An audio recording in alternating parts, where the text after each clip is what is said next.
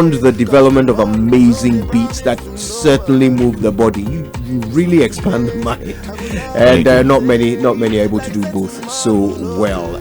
Manifest is here. He's our guest in the studio for today's agenda, and we're also excited because he comes bearing gifts. Oh yes, and it's the giving season, so right. I think it's only appropriate that we come in here and give out some goodness to the people who have been so kind to prop us to the level where now you are excited to see me.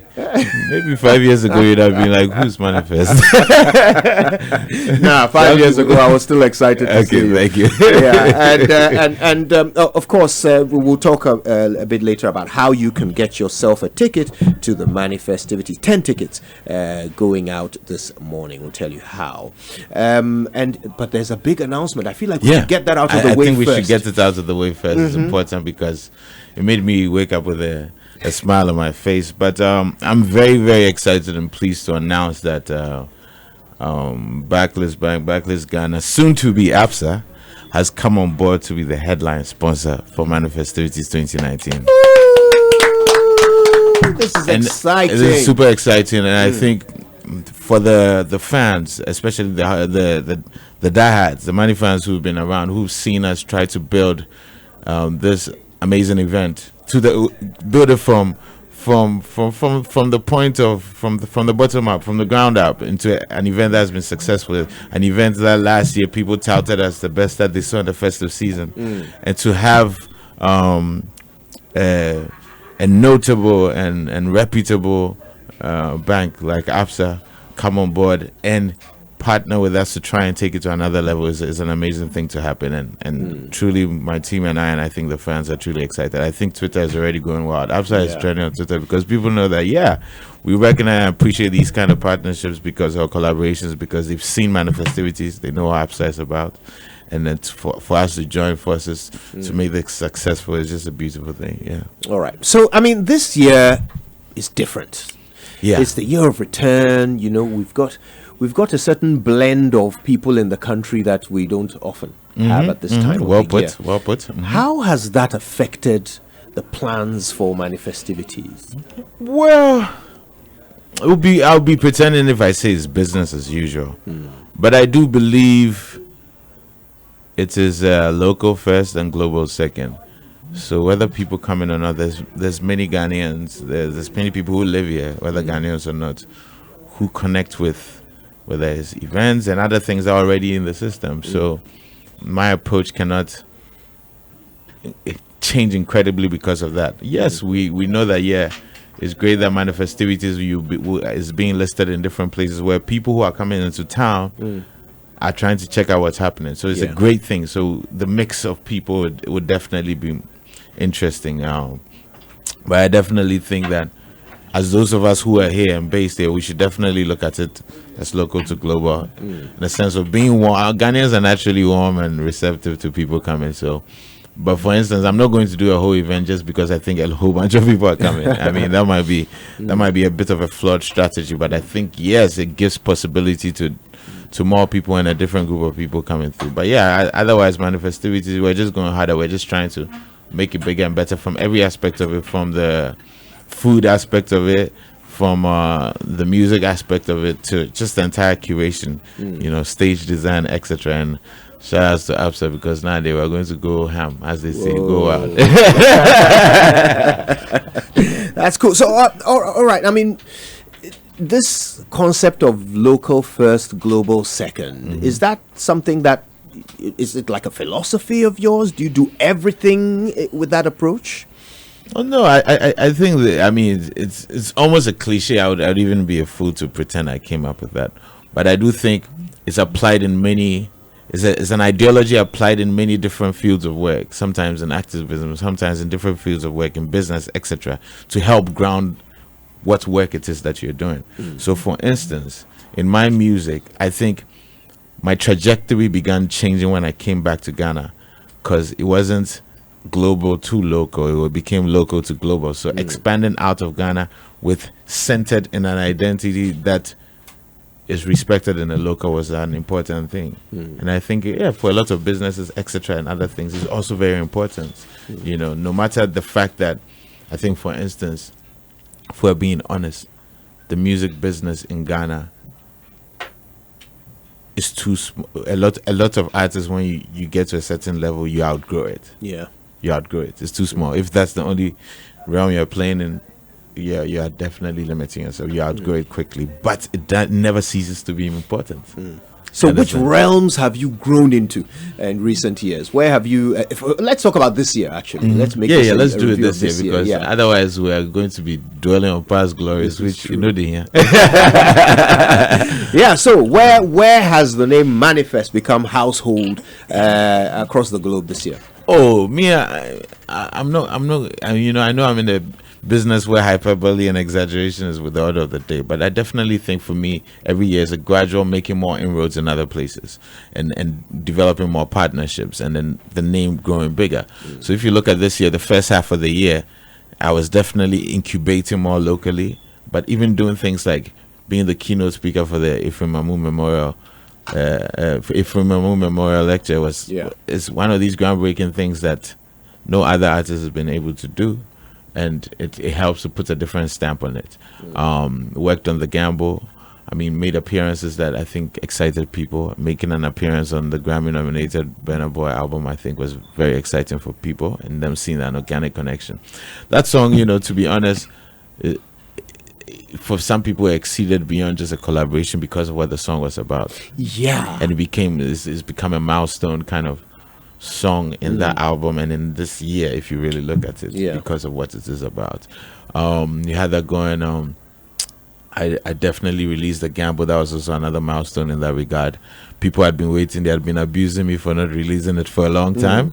And then just in strategy wise and how we even approached it and put it out, the presence is being felt better. People are seeing the streaming and the numbers on YouTube, everything going better. And as a musician and a creative, I think there's no better joy than there to be more inroads. I did a listening party in London for it. We're just approaching things strategically quite different. I went to do a different press run kind of it for it as well. Did a Lagos press run. I've gone to Lagos, done interviews before, but I think this was my first most intentional press run in Lagos, where it's like 3 days of bum hitting some of these major things, and I could see the difference. What's the market like in Lagos? I don't even want to try and compare it. But what's that experience like when you know that every time you do an interview, you're going to be watched by millions, and you walk into a venue and it's packed with all these people who know you, know your name, know your lyrics? Yeah, but I think, you see, you have to cutting through the noise in any big market, just like America or London. It's also important. Just because many people hear you doesn't mean many people will care. There's an oversaturation as well in big markets of artists and other creators, so you also have to set yourself apart. So it's a process of setting yourself apart. People might hear you the first time, they might be intrigued, and then depending on how great the song is, sometimes they will go beyond it. They will Shazam it, or they might like the personality. They're like, I really enjoyed this interview, I think this person is great, and then you have to keep hitting them with it. It is a process, and for me, having built my career over a period of time, instead of it having like one single spike, I definitely understand this version of how to grow. So, I told you earlier before we started the interview that I'm particularly interested in your process. Yeah. For me, the one thing that sets you apart is that cerebral level, that extra level that your lyrics seem to hit. So what's the process for you? This is not like you freestyling sense, just automatically every day, is it? There's an element of freestyle what I do as well, a lot of it as well, in the sense of being able to tap into certain spontaneous lines that come to me, and then continuing the thoughts from there. I'll give you an example. On the Gamble, there's a song called "A Day for You," and more I do songs like this, where there was a moment, a burst in inspiration, and so basically I wasn't going to bother to write, or even whether write in my head or write. I was going into the booth, two bars, just putting these most immediate thoughts in because of the best and inspiration. Other times I might have an idea that I have kept in like a greenhouse, a mental greenhouse for a while, and when its time comes, I'll develop it. Other times I also try and make sure that I work with some of the most brilliant people who I admire, because what happens is you spark ideas within yourselves. You're able to do songs that each of yourselves by yourselves will not make. I'm never afraid of collaboration. One of the things about me is I've never thought anybody else can dim my shine, and I've never thought that allowing somebody else to shine in my space is problematic. So collaboration has been an interesting part. And when people think collaboration, they always think, song vocal to vocal. No, I'm also talking about producers, being able to sit in a room with 4 producers and instrumentalists, etc., and just trying to see if there's a spark of idea that comes. So it's a combination of things, I would say, in terms of my process. There's a spontaneous aspect. There's an aspect of constant reflection and introspection that allows me to like develop like a lot of ideas in the Rolodex that I can pull from. And there's just an aspect of having spent so much time, like, Malcolm Gladwell said, them 10,000 hours, having spent so much time both as a listener and a practitioner. So if you know how the greats sound, like, why would you try and sound less? If I've heard Jay-Z, Nas, Andre 3000, how am I going to do rhymes and say just because maybe the last guy I heard on radio sounds like this is great? No, I have to challenge myself to the greatest peak based on listening and practicing this thing and knowing if you know better, you do better. We're hanging with Manifest on the Super Morning Show, and it's Friday, so we're getting relaxed with him as he prepares for his big event, Festivities, this weekend. We're going to give some free tickets in a moment. You've already heard the big announcement. Absa is on board, so the thing is going to look and feel even more special than you imagine. But let's talk about some normal things for like Christmas. Right? Do you get excited about Christmas? I miss being a child because children have the great privilege of being the biggest beneficiaries of Christmas. Yeah. Who are they worrying about buying gifts for? They get Christmas tree gifts. I mean, I think with adulting comes the trappings of responsibility, and sometimes, you enjoy the atmosphere in terms of there's a lot of family things. Every Christmas day, we have something on my grandmother's house. I enjoy that kind of beautiful tradition that we have as a family. Is wonderful. I go and eat. I forget about everything. Work is shut down that day. Forget. But then the rest of the time, I'm usually working. One way or the other. And maybe it's changed a little bit more. But like, I'll give you an example. Today, me and Absa, we have something. We won't even tell you guys, but we are going to be partying down somewhere. For instance, if you know, right?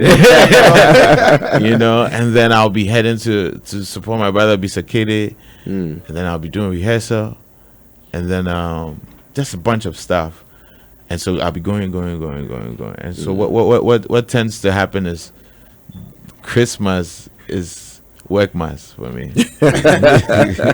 Well, I'll tell you what we're going to do. When we come back, we're going to ask Manifest his favorite Workmas song, Christmas song. All right, and we'll play it here for him. And then we'll hear more Manifest music. After all, that's what we love him for, isn't it?